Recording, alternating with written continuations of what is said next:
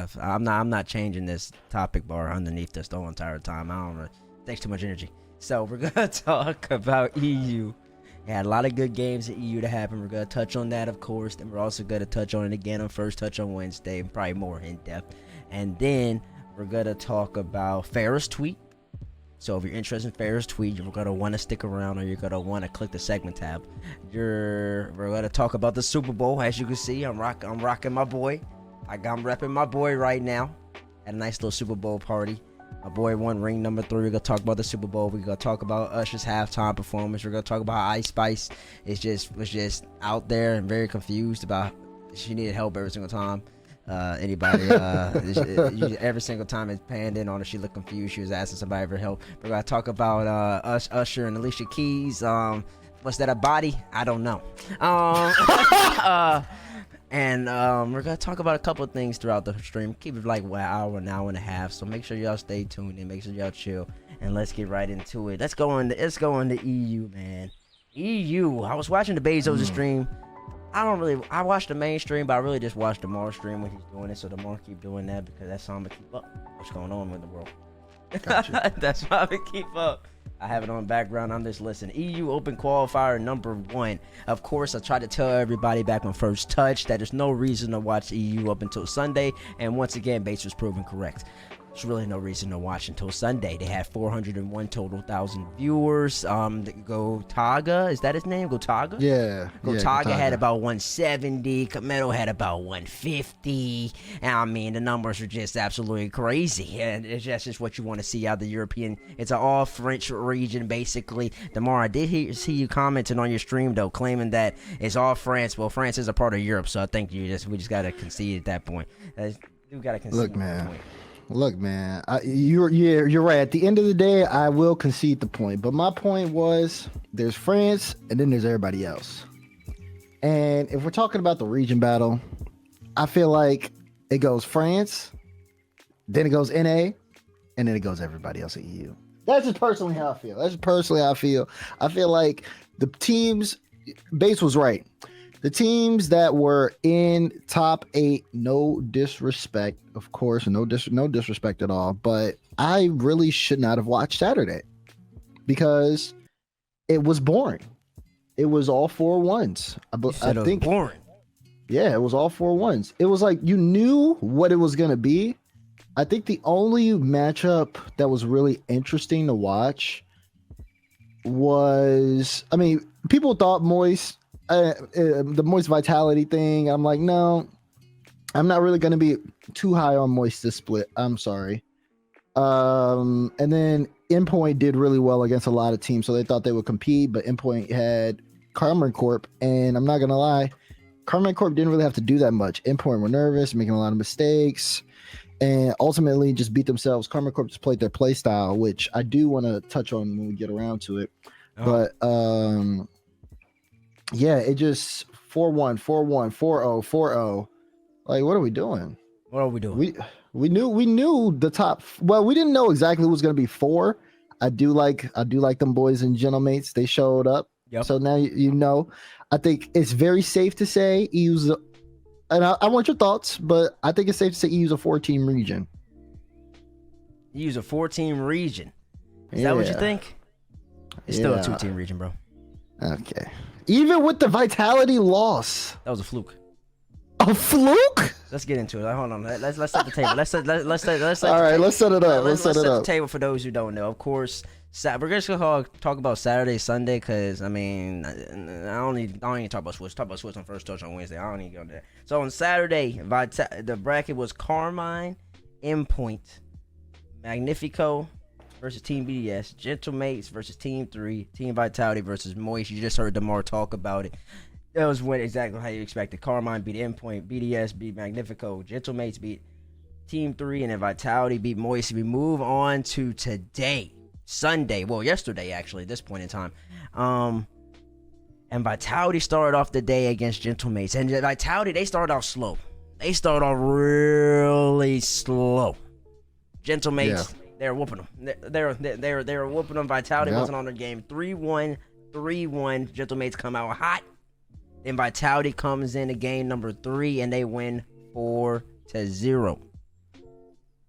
After that, we move on to game 4. Gentlemates beats them 4-3 and goes back. Vitality 3-0. 1-0 in a 6-minute overtime, which was a crazy game. That overtime was absolutely crazy game. And you missed out on that game. Listen, go back and watch that. That was high octane offense, back and forth. Vitality ended up clutching up Redosin with the very basic flick. Seiko was playing absolutely phenomenal defense the whole entire day. Oh my God! You gotta give credit to Seiko, and then Vitality once again, and another great game, Game 7. Another back and forth game. Zen scores 11 seconds left, and the Vitality pulls a SSG versus Moist London. 2022 all over again. Kickoff, Alpha 54. My GOAT turns upfield for no reason. I don't understand. There's a lack of concentration. Gentlemates has the floater of heaven go right underneath the crossbar, and then they ultimately end up winning that quickly in overtime to wrap things up, and they sneak by Vitality in one of the best series we have seen in a minute. I'm not going to say of all time because people are just in revisionist history, because the Carmine Vitality series of Worlds was better than that, but that's neither here nor there. But that was just setting the floor. The Vitality series, it was a fluke, bro. They started off slow. Okay. They did. They started off slow. If from games 1 and 2, one and 2, Gentlemates was better. They were the better team. Every other game in that series, Vitality's better than them. Vitality's better. They had significant pressure, man. Even and I think the games that implicated that the most were games 5, 6, and 7. Even in the overtime game, Vitality had all the pressure. They had all the pressure. They were constantly pounding. They were trying to fakes. They were shooting shots. They were boost starving consistently. They talked about in the broadcast. You talked about when you're watching on the stream, saying Gentlemates, they have no boost. But Gentlemates was making some incredible saves. And you got to give them that. You're making incredible saves, but we all know that if you can maintain that amount of pressure, man, it's just hard to beat. And then, I mean, Alpha even tweeted out, and you got to give Gentlemates credit. Alpha tweeted out, though, I had to translate it, and I'm just paraphrasing, because I haven't seen the tweet in about 10 or so hours. But he tweeted out, GG's Gentlemates, we started off slow. They deserve to get the W. And that's just all it was. That's all it was. Right. And honestly, we wouldn't even be talking about this if Alpha didn't turn up the field on the kickoff. like none of this would be the case. As great as Gentlemates played, especially on the defensive end, none of us would be talking about this series if Vitality played the kickoff better, because the game was over. Gentlemates wasn't going to score on you in those 11 seconds without a kickoff goal. And then all of a sudden, then it wouldn't be a 4-team region, because you would have just saw Vitality versus Carmine in the grand final, and it would have still been the same story. It would have still been Carmine Vitality 1-2, but the difference would have been this time is that Gentlemates, they surprised us. They're way better than we expected, and it would have been a BDS squad that is really, really good. You would have had a 1-2, which I still think you do, and then you got a 3-4. The 3-4 then can't compete with the 1-2. I'm not gonna say it's all 4 of them can just go neck and neck every single day. I mean, BDS had a 3-0 lead against Carmine, bruh. 3-0 lead against Carmine, and then they crumble. Right. You're not on the same level you get reverse swept, bro. You're not on the same level of a team. That's just reverse swept in the best of 7. You're not on the same level as that team. That's just disrespectful at that point.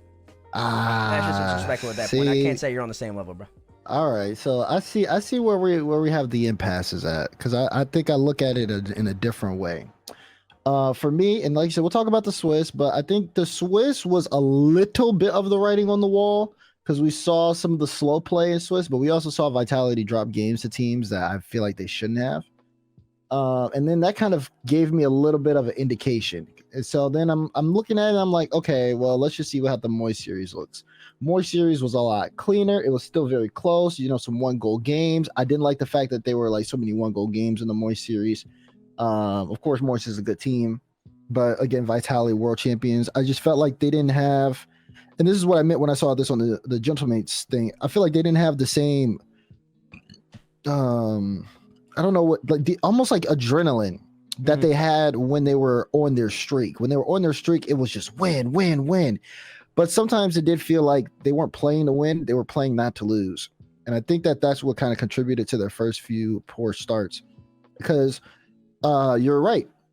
They did start out slow against Gentlemates, absolutely, and they took full advantage of it. Gentlemates was a hungry team. They saw an opportunity, and they came out swinging. Did you see that game one had a hat trick, didn't miss, then kept up that momentum, and then it wasn't until, honestly, like the timeout was great, but even in the timeout, I saw how Gentlemen was playing towards the end of that game where they were losing 4-0, and I still thought, I was like, okay, they stopped the bleeding. They're starting to figure out how Vitality are moving.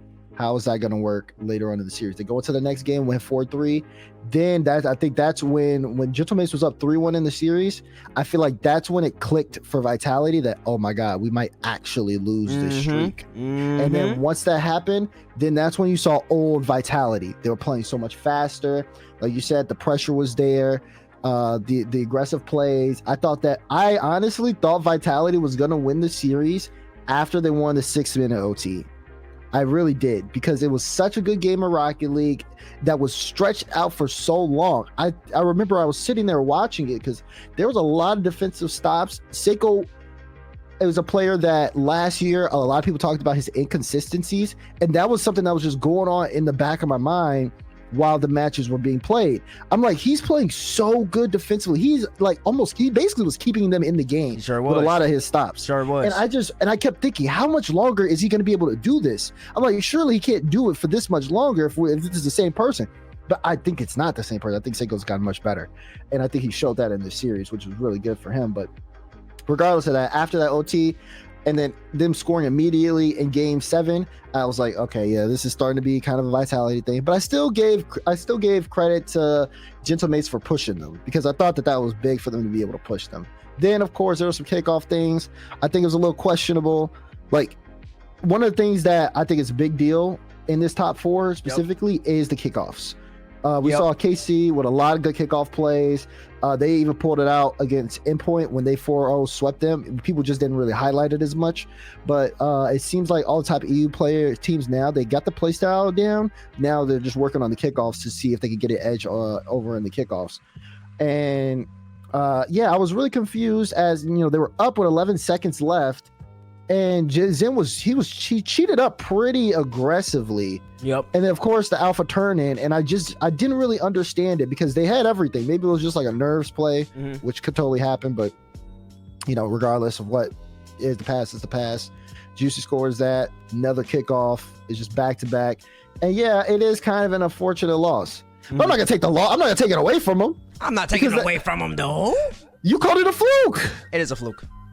You can't call it a fluke though. They were up 3-1. Okay. I understand your logic though, because you're saying the same thing for BDS. If BDS can't close it out, you don't put them on the same level. A BDS in their particular series, I really think it's just inexperience from Drolly. I think BDS had K-Corp, but I think it was the inexperience from Drolly that came into play. He made a couple of crucial mistakes. Because Monkey Moon and Exotic, they got the playstyle figured out. Oh, they did? Oh, yeah. They had to win one game. They did. They had to win one game. And they didn't. But, yeah, they didn't. So I can't put that all on Drolly. I'm not going to put it all on Drolly, no. I think that there were parts where, if he was locked in for the most part. But I'm not going to put it all on Drolly, no. I do think that it was a bit of everything. Because when you get on match point situation, that's one of the hardest matches to win. Up 3-0, no, it don't matter, 3-0, 3-1, whatever. The match point match is always going to be the hardest one to win, especially with a team like that, because they were trying to prove themselves. K-Corp were as well, but K-Corp just, I heard Vatira talk about it in the interview. He said nobody was really nervous.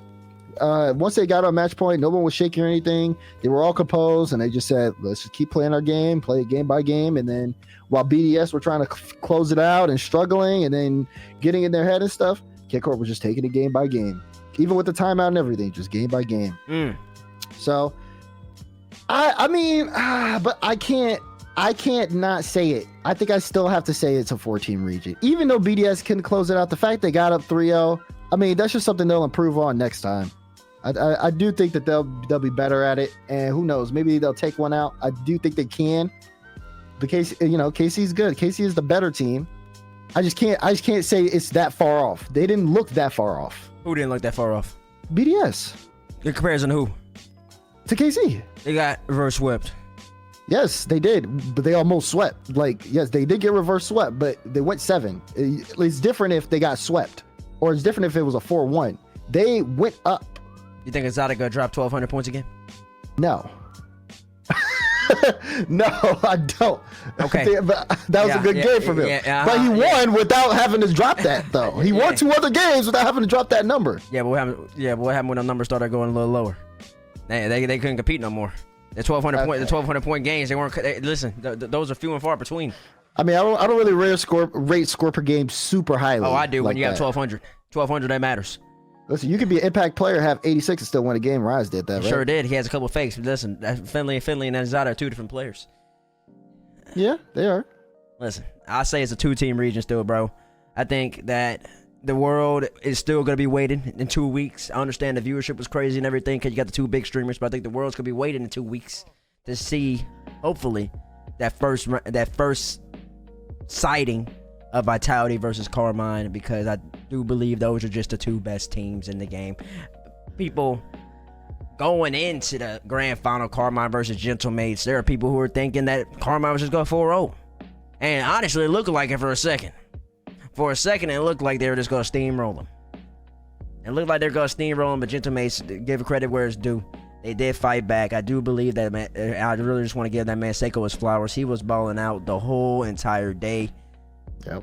The whole weekend, but especially this day, because Gentlemates, they were running that 2-1 scheme.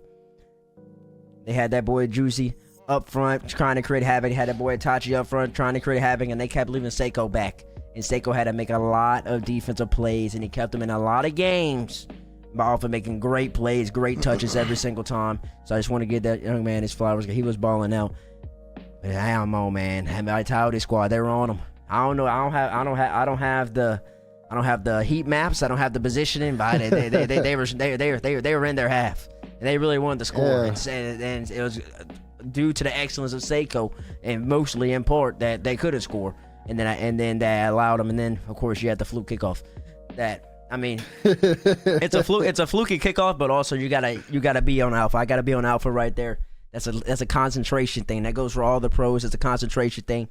You're relying on instinct and you're not thinking. Composure. I mean, he's a world champion. He knows this. He's gonna be kicking himself. He shouldn't be flipping up right there. There's no reason to take the one-on-one if you have to, even if the kickoff goes bad. But if it does float, you're gonna get back there every single time. You don't want to let him score. You end up then, just giving up a game that you shouldn't be giving up in. I didn't get to see the new Carmine versus Zen. Unfortunate, but I'll get to see it eventually. I think it's a 2-team. You'll see it eventually. I think it's a 2-team, man. That's 2-team, 4-team. I still enjoyed that day. I enjoyed watching Rocket League that day. Almost all 7 games, 2 7s, 1 6, and on top of that, you lost the bet. So I did lose the bet. I was kind of sad. That was kind of a sad way to lose. I watched the ball float into the goal, and I said, "Damn!" Really said, "Damn!" They're not gonna win this overtime.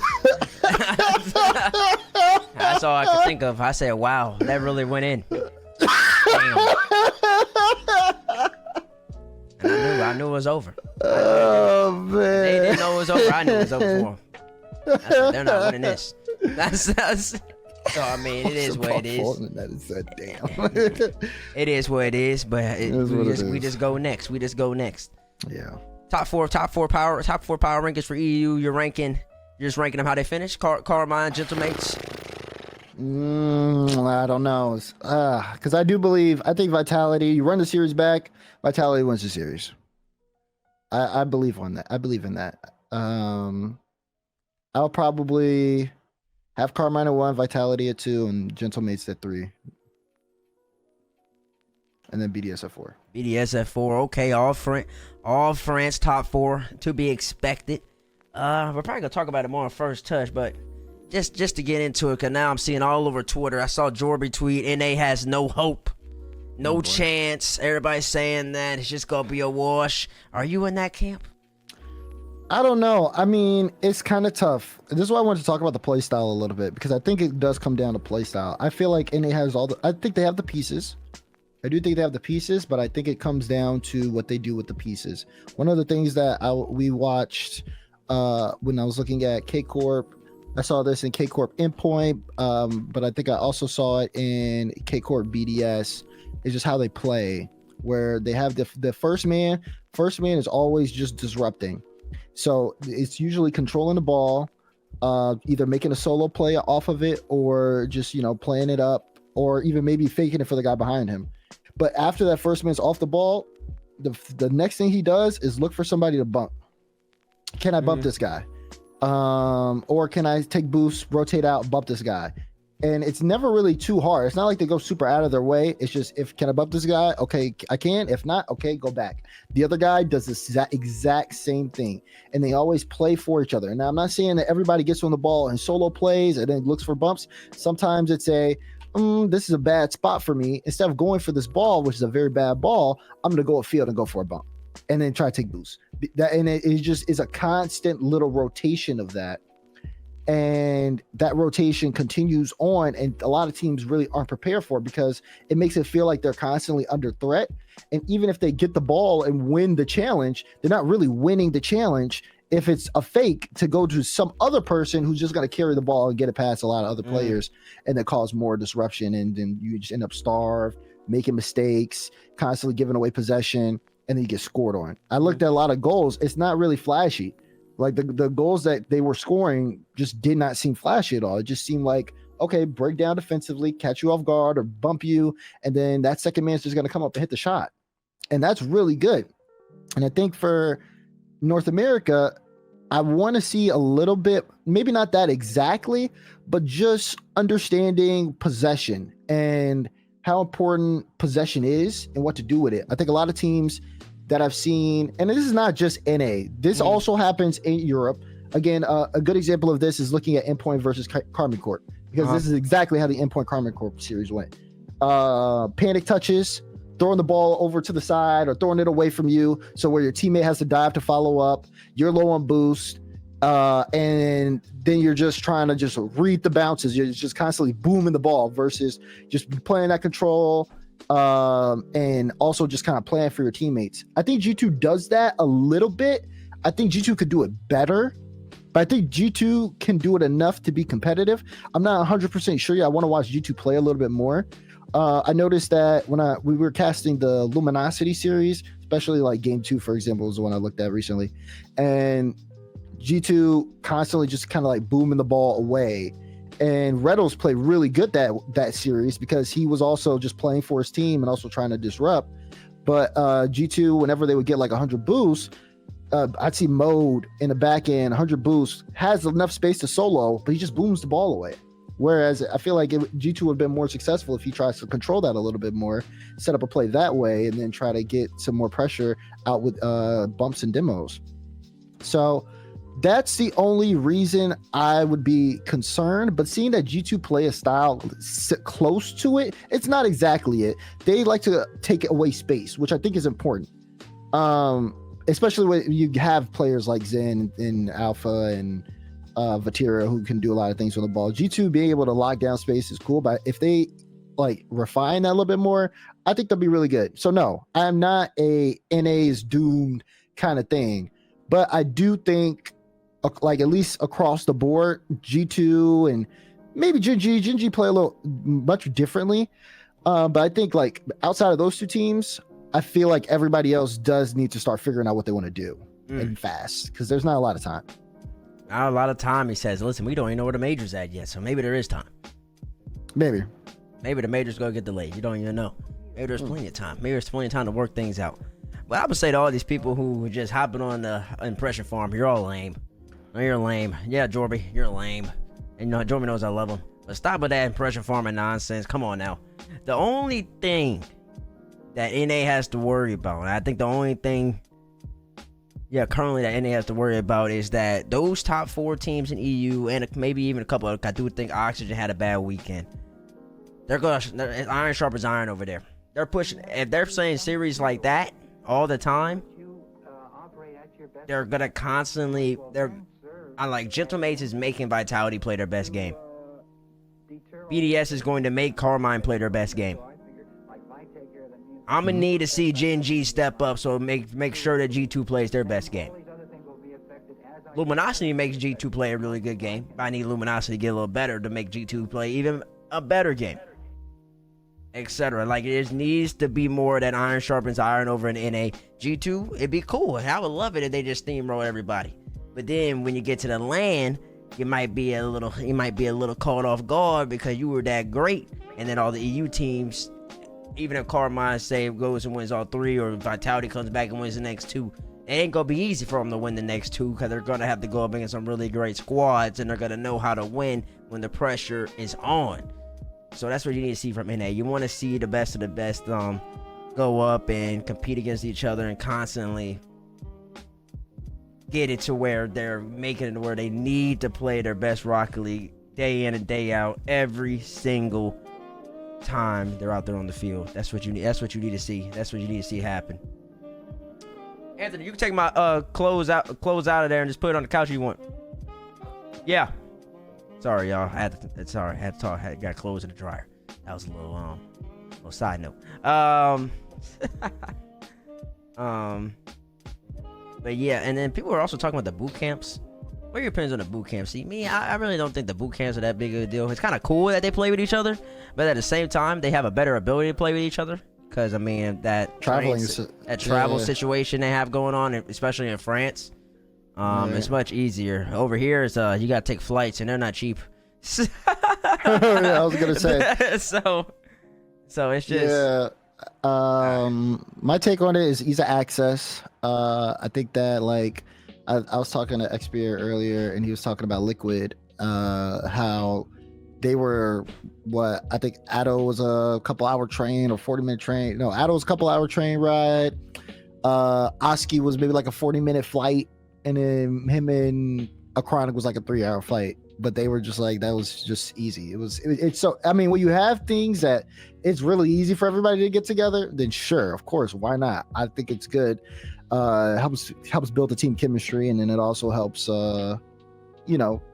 when it's on stage LAN time, good practice for that. Is it necessary?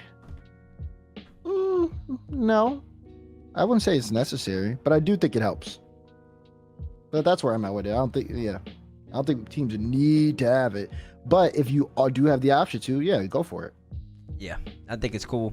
I think that you could do it, you can, but I don't think it's a necessity. Like I said, I think the main thing is just making sure that over here, the best of the best are always going up against each other and playing their best Rocket League. I don't think we got that in Regional 1 or Qualifier 1, question mark. But I do think, I do hope that we can get it in the second one. EU did it. They did it well. Big ups to Carmine Corp for doing what they do. The blue wall stands tall. Yet another regional win for Vatira. Rise of Vatira doing their thing.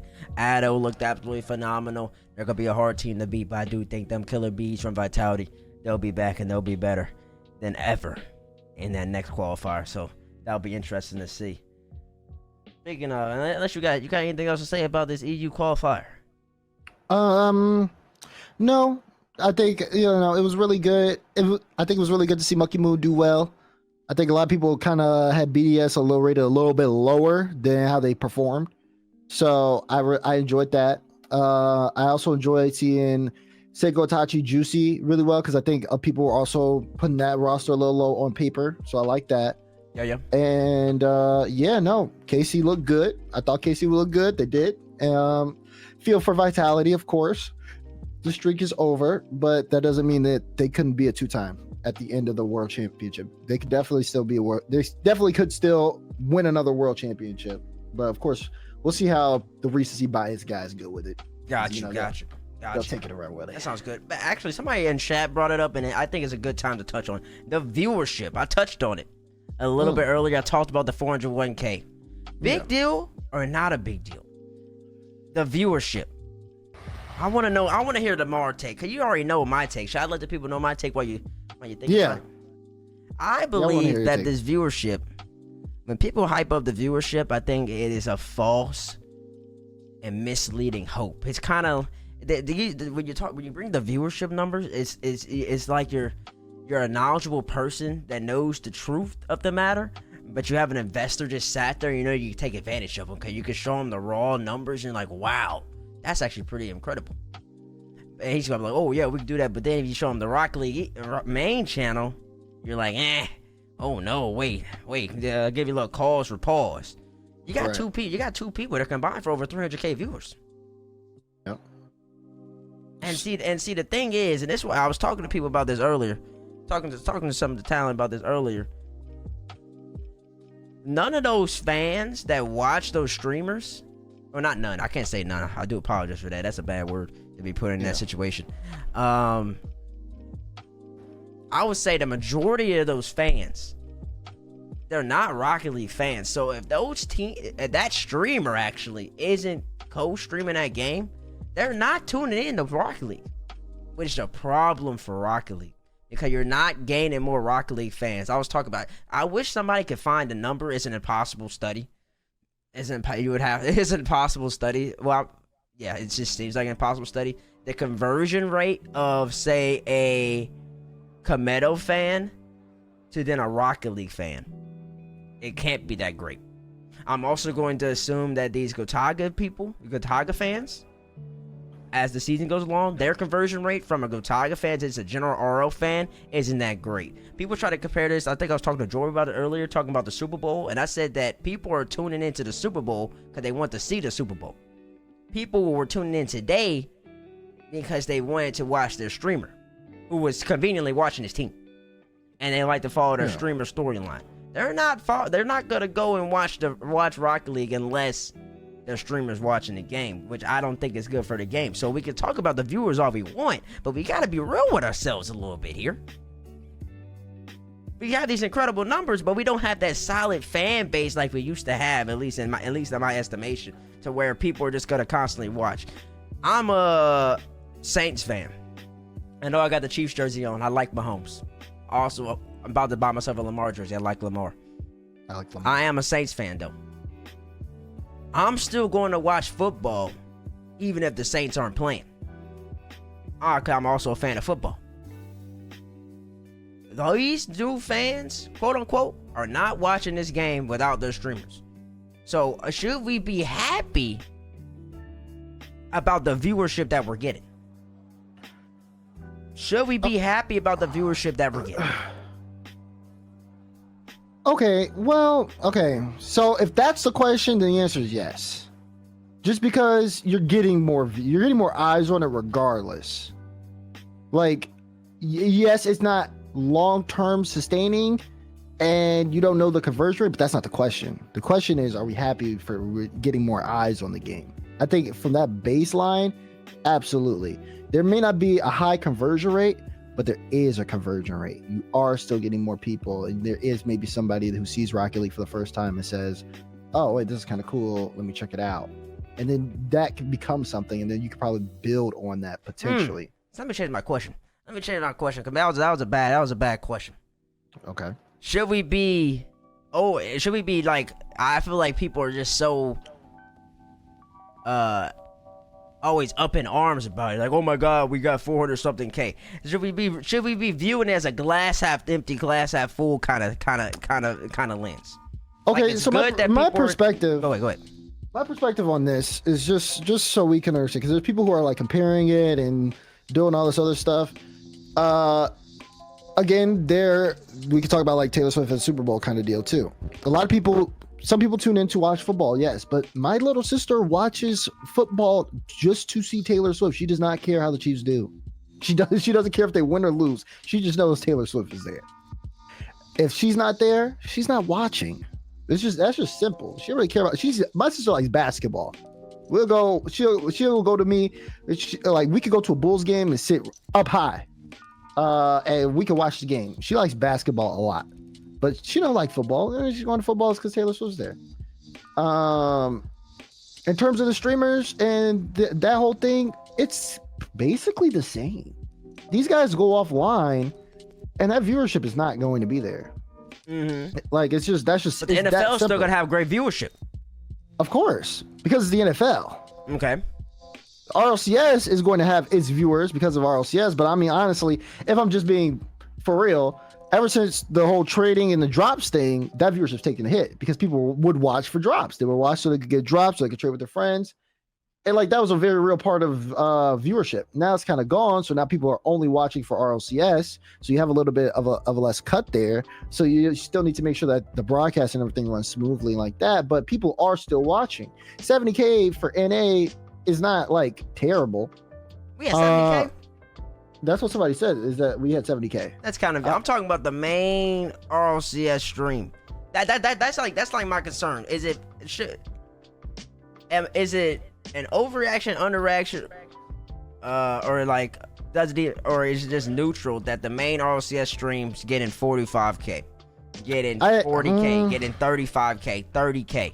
Is that good or bad? That's the real question. I can see, I do see all the net positives. I do agree about the more viewers, more eyes, and not everybody has to be a deep, great fan like me.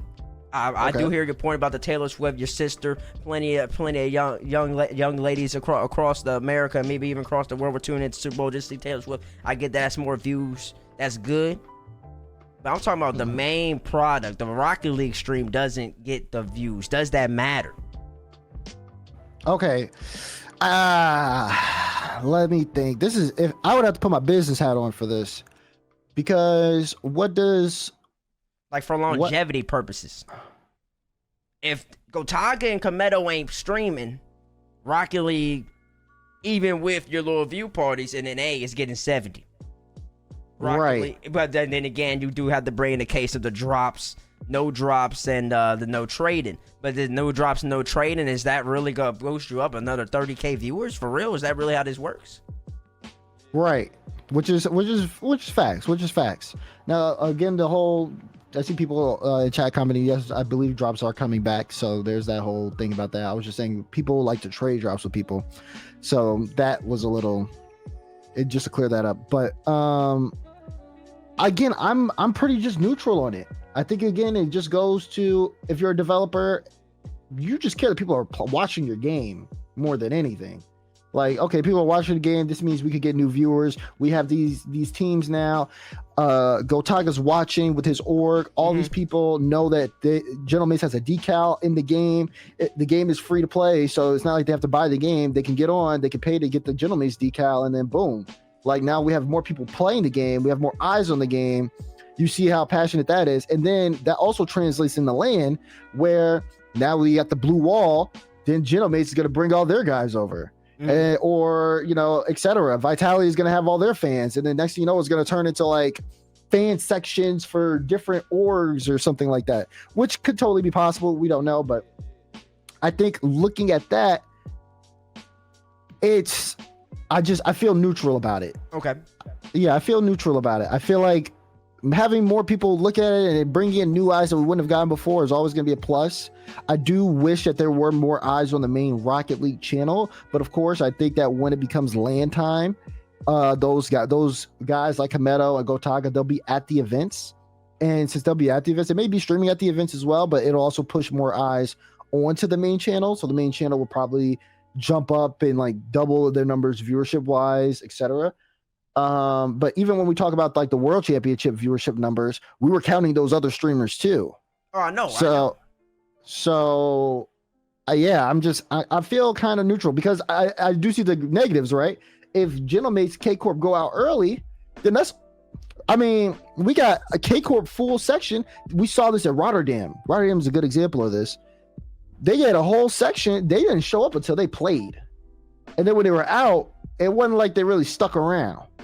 No, and then left. You lose, right? But people had and this is funny too, because people they were all about that whole people leaving when G2 lost against BDS. I'm just saying, but it's just like when you see that happen, then suddenly you get an arena that is less full, less energy there. Yes, people pay for tickets. They can do whatever they want. Of course, they obviously have that option, and no one's making them stay. But then you just know why they're there. They're there for a specific reason. And then what are we going to do at that point? You know, this is not the NFL. Well, okay, the NFL is not. We're not going to talk about if the NFL is rigged or not. But it's not like a rigged sport where we're going to get these guys into the finals so we can keep the crowd and the energy, and that way we can sell it to people saying, "Oh wow, our game is amazing." No, like, this is real. Like, these players are really playing for real. So if they lose, if someone goes out early, then yes, it's going to be a much emptier venue. And you're just going to have to deal with it. Yeah. Yeah, I think the venue. I mean, the venue thing. I mean, fans are entitled to do what they want at the venue. Right. Yeah. I don't know how I feel about it. That's what I was just asking. I was just asking because I guess I'm just used to, especially NA. I'm used to NA getting 70, getting 80, getting 100. I'm used to that. Last year it didn't get that. It didn't really get that. I don't think it really got there on the mainstream. I'm talking about the mainstream, but I think the years before that, I'm just used to NA getting that. So when I see that decrease, to me, it feels like a less, just less fans or just a lesser interest in the game and in RL esports in general. But then it's juxtaposed when you have the streamers who are pulling these ridiculous amount of views, and you're like, wow, that's incredible. So it's hard for me to balance. Like, is this a good thing? Is it a bad thing? What does it mean for the game? I can't tell. Yeah. I can't tell. So that's what I'm talking about. It just seems like the floor, especially for North America, has went down considerably. And it's just hard for me to tell how many people are actually really interested in the game. Like 21, 22 RLCS, I knew we were selling out lands in NA. I knew Dickies Arena, they said 13,000, 40,000. I knew that was selling out. Now, I don't know. And and EU, I do know, because you got them big old French organizations. They're going to be there. They're going to make sure you sell out. But if it lands in NA, are we going to sell out? I don't know if the interest is the same. So that's why I bring that up. And I don't know necessarily how to address that. But it is cool to see that we have 401k today. It is cool to see that the organizations with the big content creators, they do care, and it is cool that they're watching, and that then those fans of the either the org or the content creator, they're watching the stream, and it shows how many people really actually are interested in the game of Rocket League, whether for a variety of reasons. It doesn't really matter reason. They're interested in it. It's the esport that's most akin to a sport, and that's why it's really great. It's time to segue over here. Watch this transition. Bang. Did it do it? Oh, beautiful. As you can see here, we're going to talk about Ferra's tweet. I think it's very relevant to what has been going on in the RL scene these past few weeks. Let me just read it out for those who are just listening, who got that YouTube Premium. Shout out to people with YouTube Premium like me.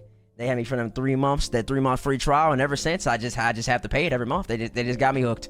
I'm be a YouTube they got Premium. me hooked too. I ain't gonna lie, they got me too. I'm gonna be a YouTube Premium subscriber for the rest of my life. Never cancel that subscription. They can start charging me $25. Actually, let me not give them ideas. No, don't do that. Ferra, world champion coach for Vitality. He still hasn't lost, by the way. Vitality ended their win streak. Ferra, he's still going. Hey at RL Esports, we need to have a talk. Many changes have been made to our scene this year. While I understand the necessity of some of them for budgetary reasons, many of them actually have no impact on costs and are hurting our scene. After experiencing them firsthand in this first open qualifier, I can now confidently say it. Not only are we headed in the wrong direction, our scene is at risk of dying.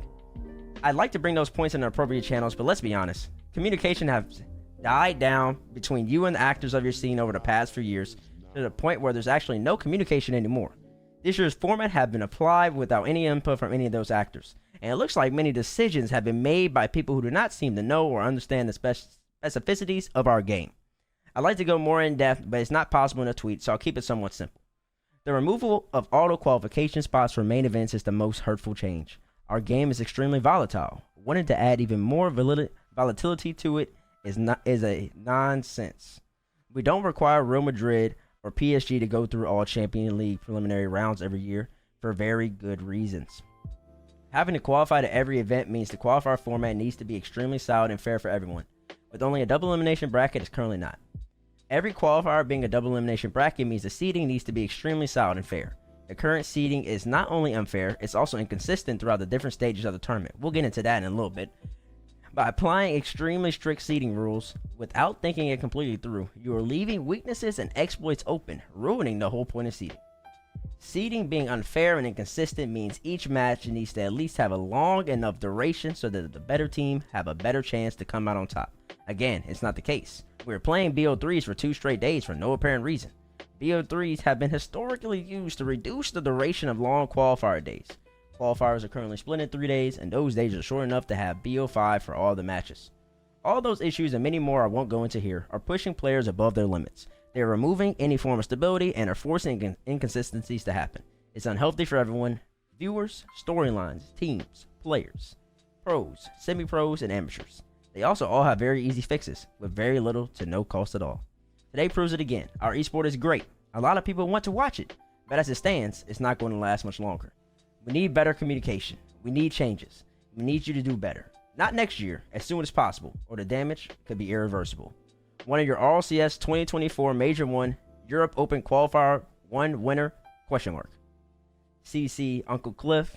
He tweeted at Cliff. He tweeted at Tim Sweeney, who's never going to read that tweet.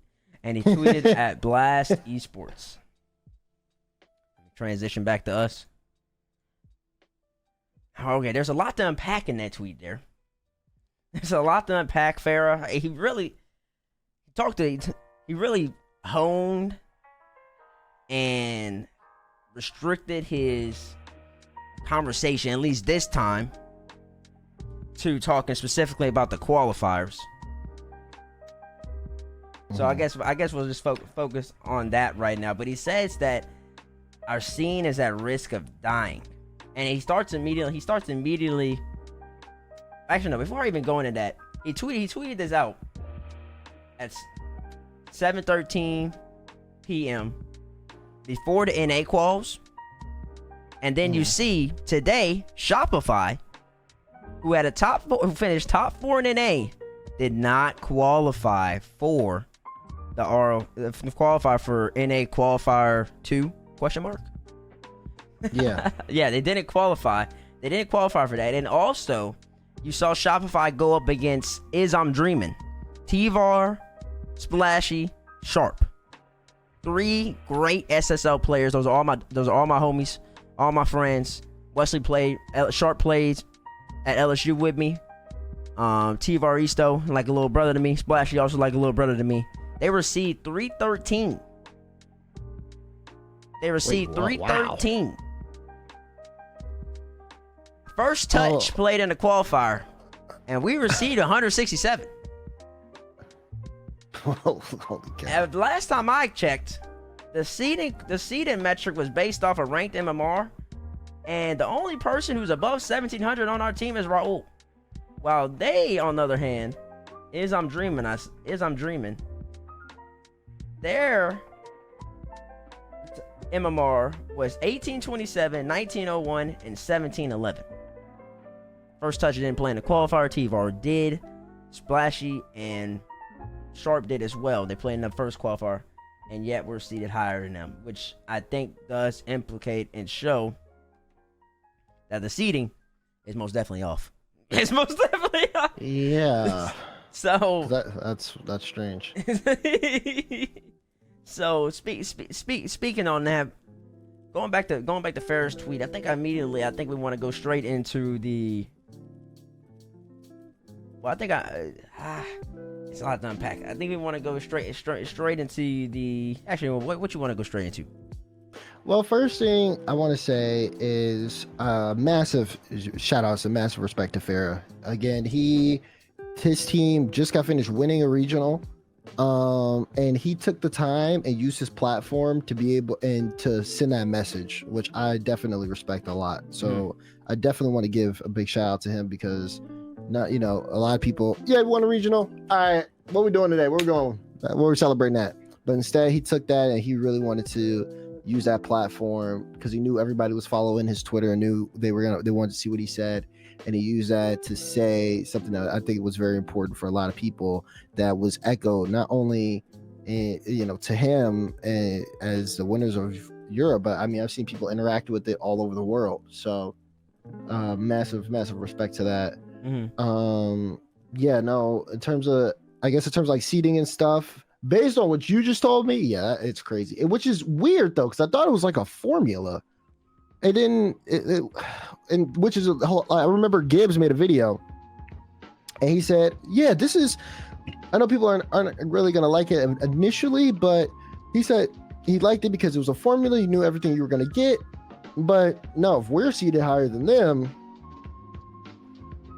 then that just doesn't add up. So, yeah, busted. Yeah, whatever the formula is, it isn't working. And what I would say to Ferra is that I think what Ferra is talking about, and gotta get that man on a FT After Dark someday soon at some point, so he can expand upon these thoughts. Is he's talking about the stability of the game. He's talking about what organization. When he mentions actors, he's mentioned a lot of people. I think he's talking about the players. He's talking about the organizations. He's talking about talent. He's talking about a lot of people. He's talking about a lot of people, and who haven't been having the communication and haven't been in the rooms or having some say in what's going on. And for best of 3 qualifiers that are not seated correctly or not seated as accurately as they can be, you are bound to have some form of volatility that he brings up that could then put an organization at risk of potentially missing out on their very limited opportunity to be on the mainstream, which then begs the question of why should an organization even be in the game in the first place playing these players. What does the organization get out of investing? What does the organization get out of being good when their players do perform? What do the players get out of that? Why is it that Vitality's gonna come and play a week from now after just not Vitality, Carmine, after just winning the regional? Why is it that they have to do that? Because, and I don't know if I was talking to you about this before we got on. It had to have been, because I think that I was the only person I talked about Rocket League since after the Super Bowl. But no, I was just talking T-Var on them. I was talking T-Var on them. And I was saying that I was telling them, for example, and Greg's in chat. Greg's in chat, so I wonder if Greg's interested in this. And Greg agrees with me. I'm gonna take NA. Outside of G2 and I believe Gen G, Greg might disagree with his own squad, I don't know. But outside of G2 and Gen G, I find that any of these teams could lose in qualifiers. Rocket League's a day-by-day game, and when you're getting to the end of day 2 or you're getting to day 3, you're playing SSL level towns. You're playing 2100, 2200. You're playing former pros. You're playing current pros. You're playing high-ranked bubble players who have experience, who can defend, who have mechanics, who can surprise you. You have no tape on these players. It's not like Luminosity's going or it's not like Shopify, for example. It's not like Shopify's going and they have replay tape on Is I'm Dreaming. They're not reviewing that tape. They don't know how to play. Dreaming has tape on them. Exactly. They have tape on them. And then as one of the best teams in the game, you have to respect these players. So you're used to people hitting the ball at a certain percentage, at a certain clip. You're used to making these plays, and these players can make these plays, so you always gotta give them respect. The little moments like these in games do cost, and in a best of 3 setting especially, all it takes is one wrong bounce and you in a bind. And all of a sudden now, your chances of making a major, which is what an organization wants to make, which is what the players want to make, is in extreme jeopardy. Extreme jeopardy. In factors that honestly shouldn't exist. There's no reason why Luminosity should be playing in the qualifier after finishing top 4, top 8, top 4. Don't really remember. I think it was top 8 because they played G2. There's no reason Dignitas, there's no reason G2, no reason Shopify, and no reason any of these teams should be playing. Because it's just, you gotta make sure that you maintain a level of consistency and maintain a level of stability, such that you can create the storylines, such that these organizations know that, okay, we don't have to worry about that. It makes sense to invest. Because, I mean, at this point, if you win a regional, or a qualifier, unless you want the best of the best, man, I mean, it's no real guarantee that you can make it. And all it takes now that we know the seeding, whatever the formula they're using, isn't working, at least at the moment. Now we know that that's not the case. All it takes is you running into a really good squad who's seated low, and now you're in trouble. Yep. Which is really problematic. Really problematic for the scene, I think, and I think Ferra speaks on it. Because when he talks about the game dying, I think he's talking about organizations leaving. Because why is the organization should I be paying all these players all this money? Or really a question mark of even if I'm going to be on the stream in the first place. Why is a player, if I'm a player coming up, the pathway to me isn't clear no more. I think it used to be. Especially with league play it was. But we won't need to talk about league play. I can get a league play tangent because league play is just far superior, far superior, and will always be the superior league. Even when it open initially started, there seemed to be more of a pathway to make it pro. And now, right now, it's just out there. I don't even know how you make it pro no more. I don't even know what you do. Even if you get top 16, like the Akron team got top 16, nobody's gonna get no run. Nobody's gonna get no trials or nothing. That ain't gonna happen. What even is? And Greg asked a good question. What is pro even in this format? Is it finishing top 8 every single time? Finishing top 4? I guess finishing top 8, finishing top 4. Yeah, top 8 through 4.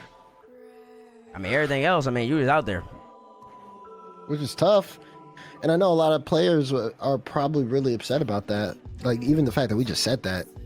And it's not like disrespect against them, really. It's just, this is like the kind of just how the system is structured, where people definitely consider you pro if you're a major team. People are going to consider you close if you're close to being a major team. But even then, there's only 2 majors and then worlds, and there's no wild card. So there's really not a lot of room to like mess up. No, there's no room. There's no room for error. There's no room for error. And on one thing, I do want to say that everybody's playing the same format. Everybody's underneath the same rules. So you can't. So on like there is that fundamental. You can't really complain about that if you're a team. 'Cause everybody's got to do it. But just because that's the case doesn't make it right. Doesn't make it right. And I think Ferra brings up good points. There's things to be changes. Why not do best of 5s? Why not? If you're gonna make everybody play, why not do best of 5s? Why not just have the top 8 teams automatically qualify? What are you losing off of that? You're gonna lose 24 people in your signups.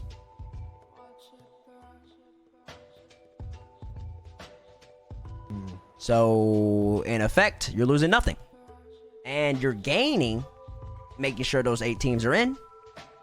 And with best of 5s, you're gaining, making sure, or increasing the percentage chance of having the best teams in. You're gonna help the orgs. You're gonna help the orgs be a little more comfortable. I mean, you're investing players, you're investing people you think are better, etc., etc., etc. I think he brings up good points. I do appreciate him using this platform because he cares about the game. I think we all care about the game because, like I said, we have 401,000 people watching the game today. We have the best esport in the world, in my opinion. And I think we all just want it to be the best esport. Agreed. Yeah. Yeah, I'm really interested to see what comes of it. Cause it's not the first time where someone has tweeted out things and it's kind of led to change. It seems like that's kind of been it's not the standard, but we have started to see things change slowly, whether it's tweets on the RL Esports account itself, or even when it comes down to rules on watch parties or cams or things like that. So I've seen some stuff move around. I do want to follow this and see if maybe it does make some leeway, but it's hard to know. either way, I still do, like I said, still do very much respect Ferra for at least coming out and saying like what he said, especially just after a win. Like it really lets you show that he does have, you know, a good that everybody else's interests at heart just as much as himself. Yeah, because he didn't have to do that. He didn't have to. And like I say, it's a valid concern. It's a valid critique. It comes from a place of love. It comes from a place of just wanting to make the game better. Yeah. If the players are happy, if the organization's happy, if the fans are happy, Epic should be happy. Because you're going to get more viewers, everybody should be tight. Well, not necessarily Epic should be happy because maybe they ain't making the money. But that's a different business discussion. True. But, I mean, it's more likely that everybody's going to be happy. So, just having that communication in general, that's always good. And like I said, there's really no reason to keep talking about it. We'll probably pick Ferra's mind another day. Quickly, could I touch on these NA quals? I mean, we kind of brought it up. No Shopify. No Muffin Men. Mm-hmm. Do want to... what? No, I just remember the Muffin Man NRG went game 5. Muffin Man almost beat them, but they lost. And then I know Squishy had tweeted out, I think it was like almost had them or should have won that or something like that. And I remember Drees just replying GG. Like he just replied GG to it, so it made me chuckle. But man, NA quals, man, NA in general, man. It's not, well, okay, I'm not gonna say NA in general. NA in general is a developing story. NA quals, especially with the 3 teams you just mentioned, part of it is, I think part of it is like deal with the double elim bracket and, you know, Rebellion not having like a good draw. But I think a lot of people thought Rebellion were going to be a consistent top 4 team. But I saw like the inconsistencies there. And I think, you know, part of it is on their performance. I mean, Memory tweeted it. It was just like unacceptable from us today. No excuse. We should have been better. Mm-hmm. So I think part of it is there for the inconsistencies. I did find it a little funny that I just saw this tweet from Murdy or Shai saying Moist Critical, Gotaga, and Kometo are basically the Rocket League Taylor Swifts. But but yeah, no, I think that like looking at things, I mean, one of the things we got to talk about is like Drees. Drees retired, and now he's playing. And now they went game 5 against Muffin Men in lowers because they got swept by SSG. Something's up with NRG, man. Something is going on over there in that camp. Oh, I mean, I can tell you exactly what's going on over there, bro. Oh, sure. Let me know. Well, I mean, I can't tell you exactly. I'm not in there. Hold on, well, I mean, I'll come back to my display. What's going on? I mean, it's what we're talking about. There's pressure. There's probably pressure from the NRG organization saying we need to get on stream. And there's also pressure to make the majors. There's 4 spots. And listen, it's cutthroat. Like you said, there's no room for error. They playing with Toasty. They feel, Toasty ain't gonna get the job done. We have a certain peak with Toasty, and it's not gonna get us where we need to go. Who's the sub? Drees. Let's play with him. Let's see what happens. We have nothing to lose. We have to make a move. We have to make a change. You're gonna see a lot of teams do that. Over the course. Maybe not as drastically as NRG. I think NRG, they, for probably reasons within their control and without their control, I don't know how they handled the offseason exactly. They found a fumble in the offseason. And now they're trying to make quick moves in order to catch back up. So, I mean, it's tough. It's tough to have the Frosty situation, like go Frosty, you add Toasty, doesn't go how you want it to go necessarily. Now you're going with Drees, because I'm assuming they think Drees provides them a better chance at making it top 4, top 8, potentially to a major than Toasty does. More teams are going to do that, especially if they're not the best of the best. If they're not a G2, if they're not a Carmine, if they're not a Vitality, if they're not a Gen G, you're going to see teams making changes quick, fast, and in a hurry Because especially in NA and EU, the 4 spots is limited, man.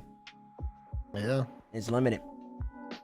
Yeah, I guess it's just my concern is, you know, you have the off season to make moves. You tried the thing with the young talent, doesn't work. Then you make another move. You try things with like a player that's been in the game, and you gotta feel like Toasty. I mean, I see even in the chat, Toasty could have been on Pirates on the Boat. Pirates on the Boat made top 8. Toasty now is benched. It has Drees playing for him. No disrespect to Drees. I mean, how's he supposed to know that though? If NRG comes knocking on the door, you're supposed to say no?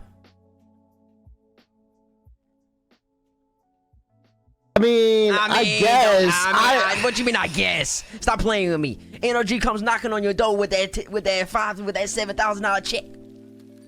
But what is it getting them?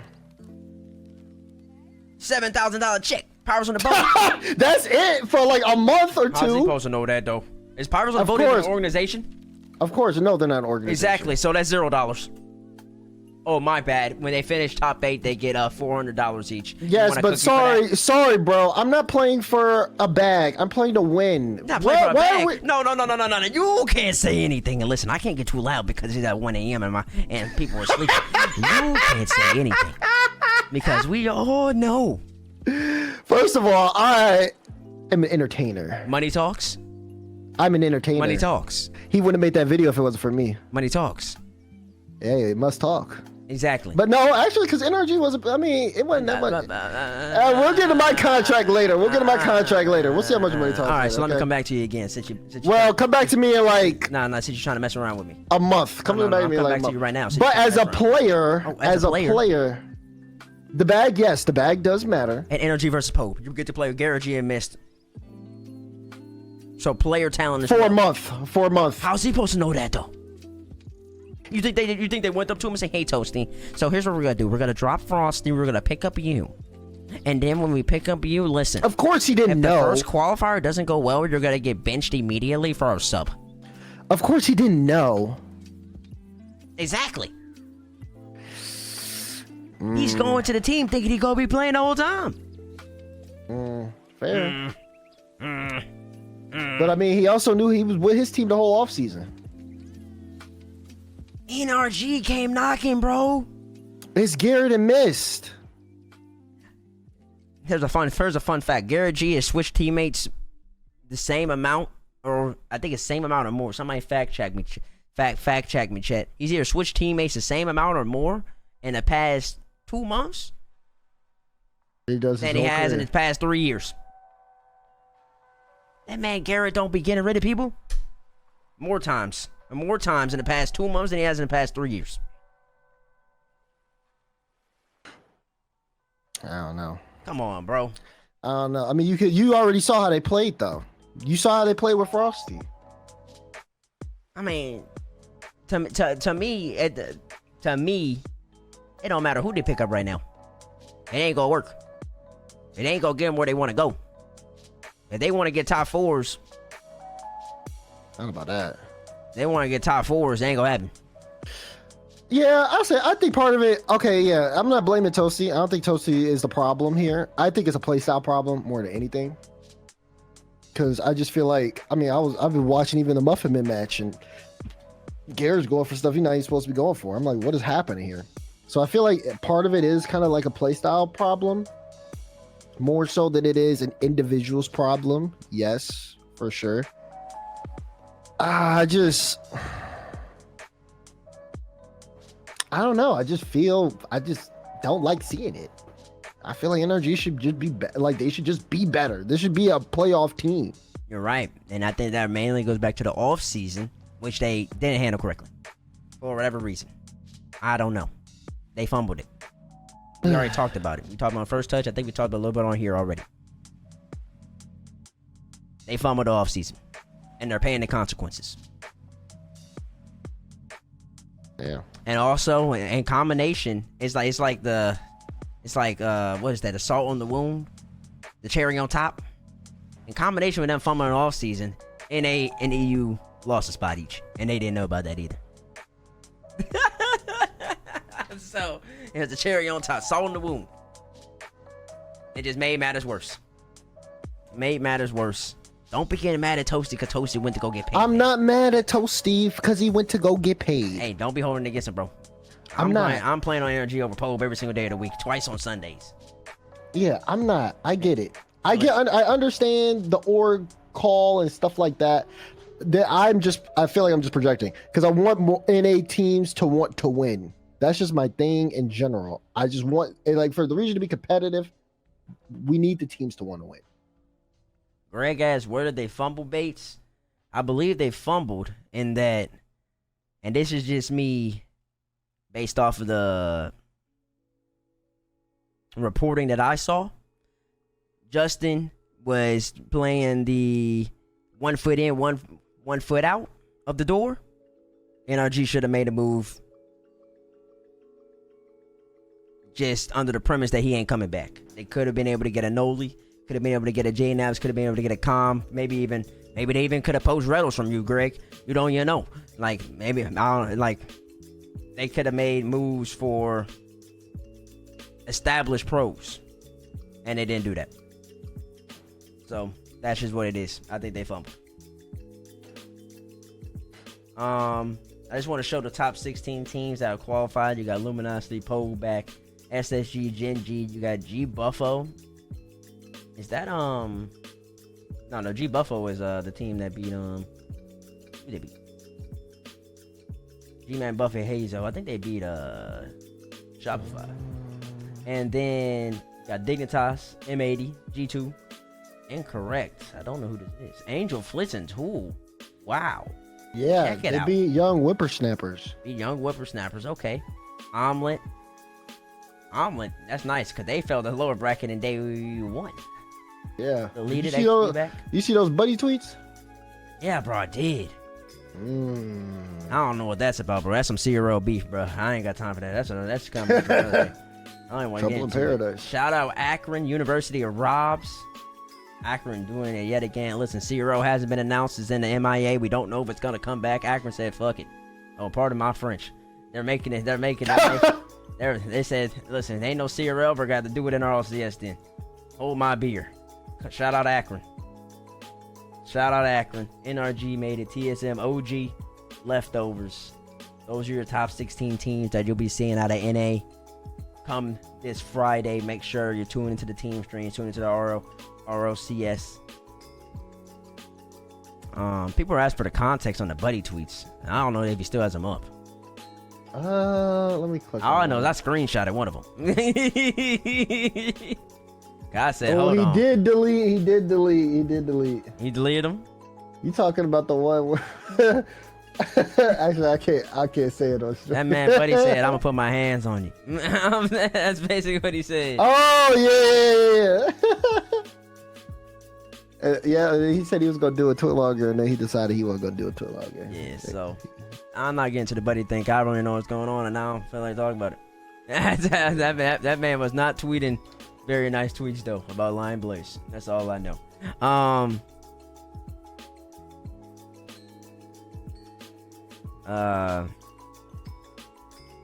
Yeah. Okay, now it's time to talk. Last but not least,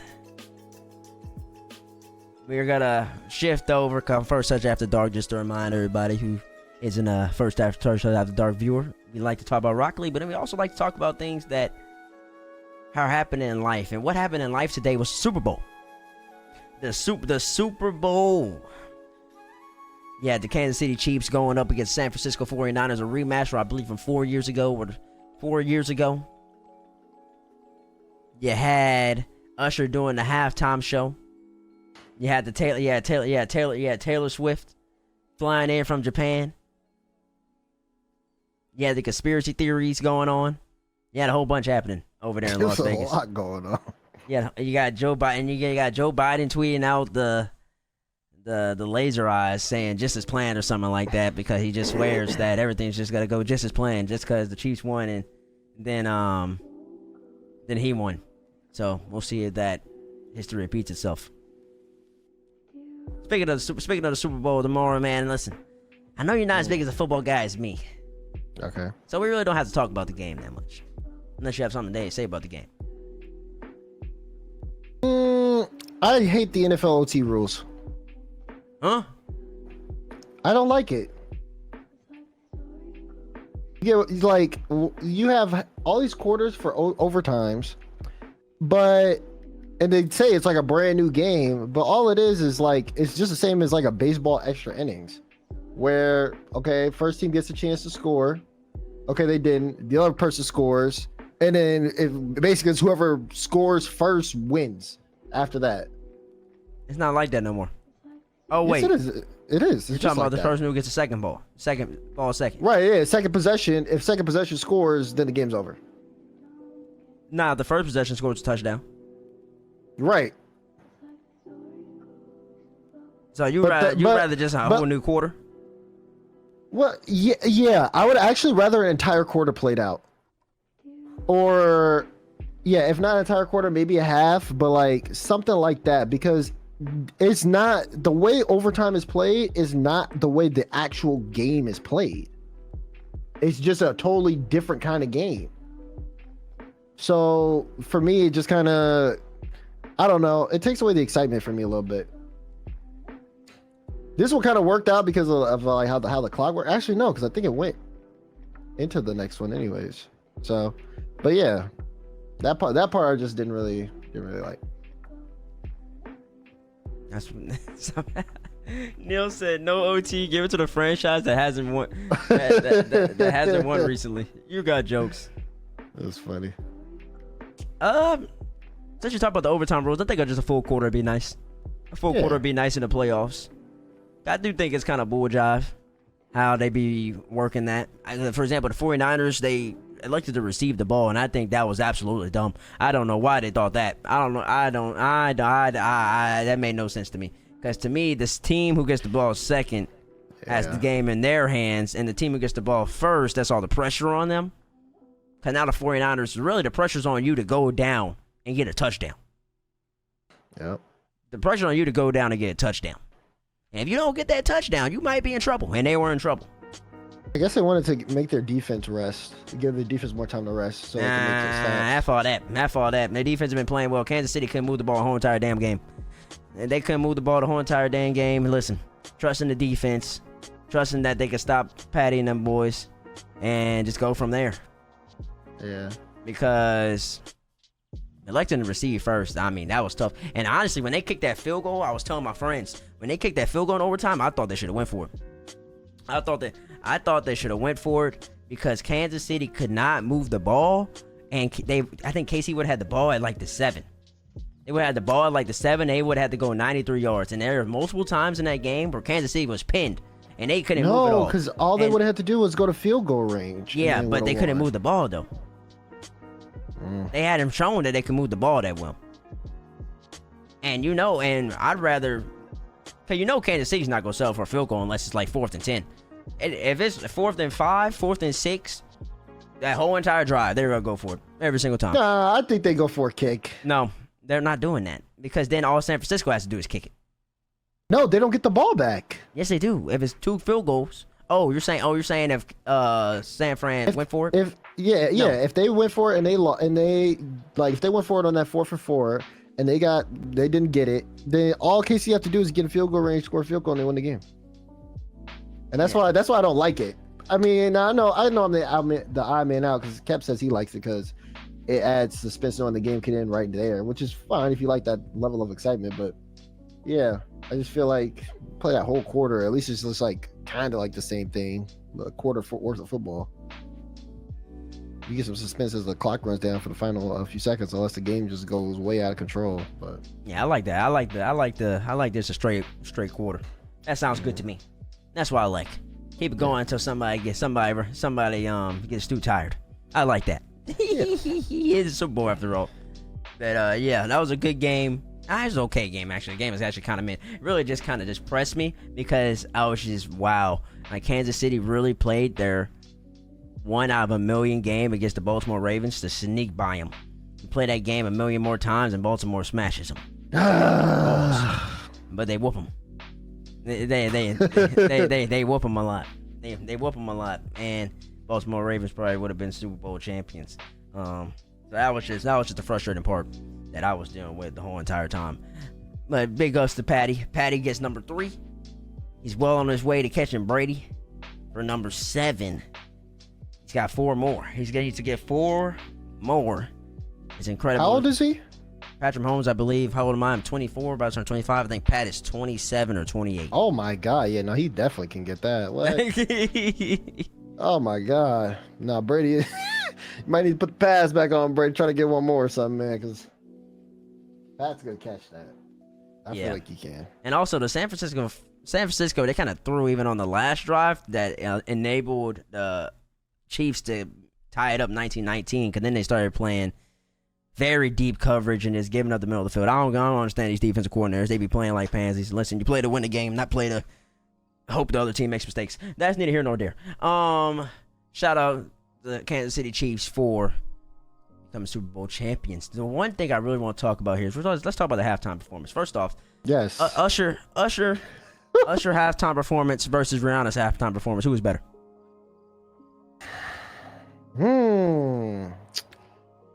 I think it really comes down. That's tough. That's very tough. Because Rihanna wasn't really doing too much, but she had the hits. Everybody kept forgetting about Rihanna's track list. Rihanna has such a great track list. But Usher has a great track list too, and he was bringing people out.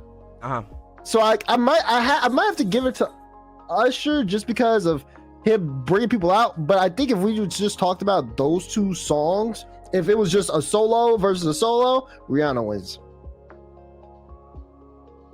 Rihanna wins. That's just because you're a fanboy and you like Rihanna. Usher's was definitely better. Yeah. Usher's was definitely better.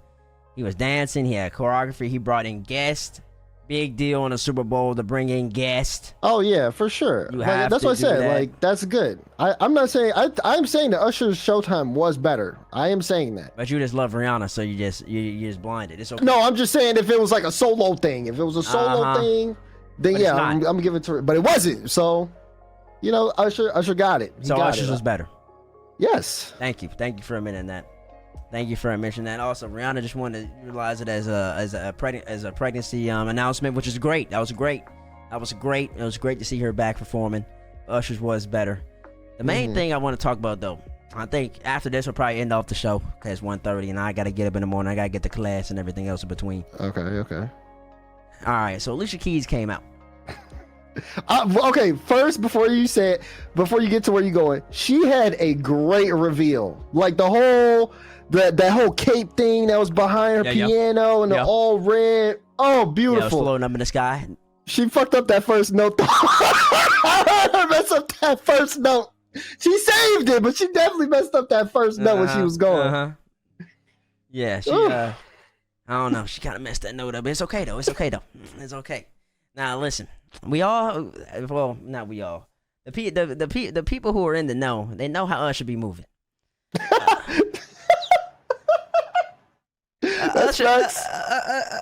Usher, man. Usher think he cute, okay?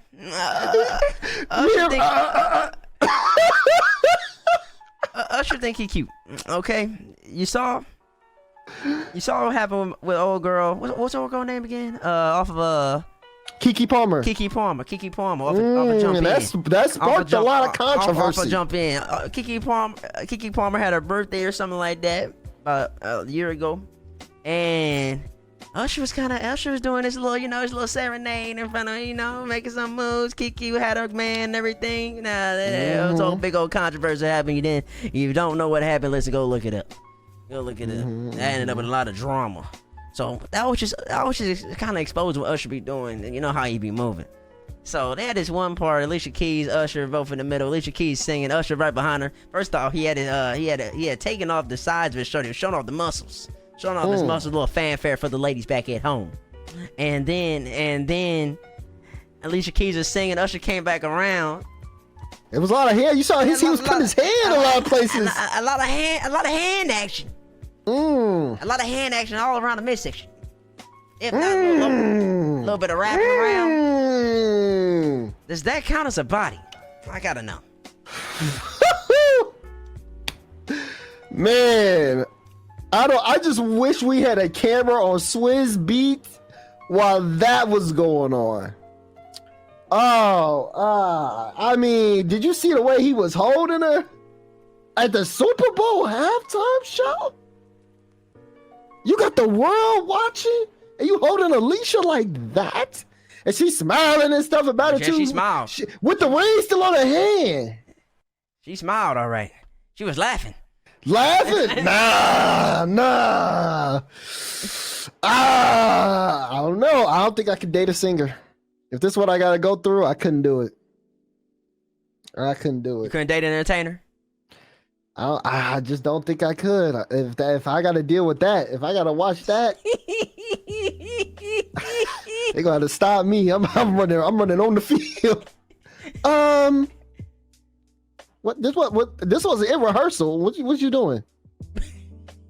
I don't know about that. I don't know about that one. So, is it a body? I saw somebody said this. Someone said there's 9,000 bodies, by the way. Ooh. You know, I'm asking, this is the body. Listen, in the technical world, no, but in my delusional mind world, yes, it is. Yeah, we gotta keep it a bug, man. That's a body. Yeah, can't do that one. I mean, nah. And the fact that she was laughing about it, I guess she had to laugh about it because she had to play it off. But I don't care because it's on the internet now, and you look way too happy. Yeah, maybe it was like, "Ha, Usher, you so crazy." But me, I'm like, "No, stop! Don't laugh at that. Why you letting him do that? Like, why you letting him touch you? Like, no, don't do that." Nah, bro. And I'm with you, man. If I had to date an entertainer, I couldn't date an entertainer because I get it from the entertainer side. That's just what happens sometimes, I guess. Right. It's part of the show. Bro. Nah, I can't let that slide, bro. I can't do it. That was honestly the best part of the halftime show for me. I found it hilarious. It was funny. The memes are still going. It's still memes right now. The smooth man. Then he ended up taking off his whole shirt and everything. I mean, and then he kept gyrating and everything. He was just doing a lot. I'm telling you. I mean, it's an Usher show, man. Usher's gonna take the shirt off, bro. I said it. I could have called that. They should have had a bet on that. Listen, it was good. It was a good show, though. Shout out Usher. I was a little sad, though, that Justin Bieber didn't come out. It's okay, though. I'm going to deal with it. I'm going to deal with what I was expecting. Oh, my gosh. When Luda came out, I thought we might get some baby. But nah, that didn't happen either. That would have been good. That would have been really good.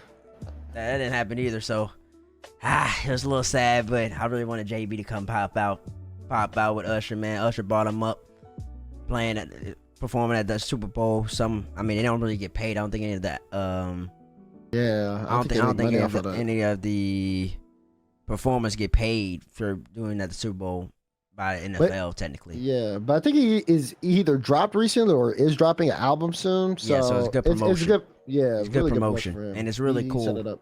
Yeah, cause not everybody's doing a Super Bowl show. So thought he might pop out with, and that's why I was waiting for the whole entire time, especially when they said his show was gonna be 15 minutes, which is 2 minutes longer than the normal run. I was like, "Ooh, there we go."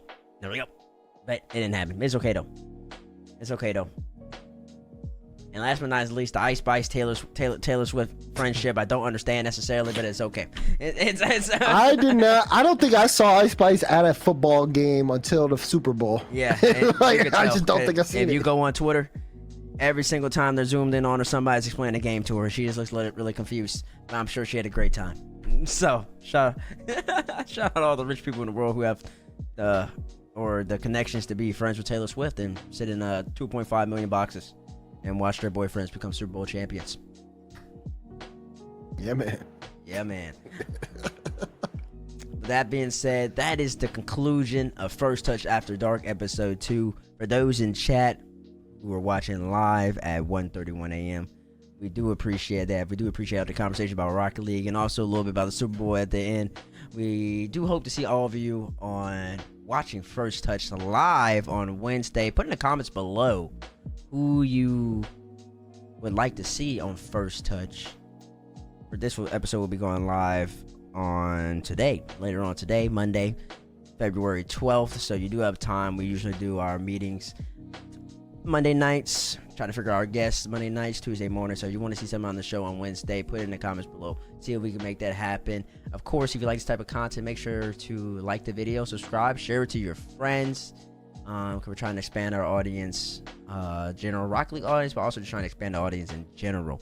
Thank you so much for watching. Demar, you got anything else to say? No, I think good talk, good show. See you guys on First Touch on Wednesday, of course. Thanks everybody for tuning in and watching. As always, we really appreciate it. Really appreciate that. With that being said, Demar, you know what to do. 1, 2, toodaloo. We'll see you guys.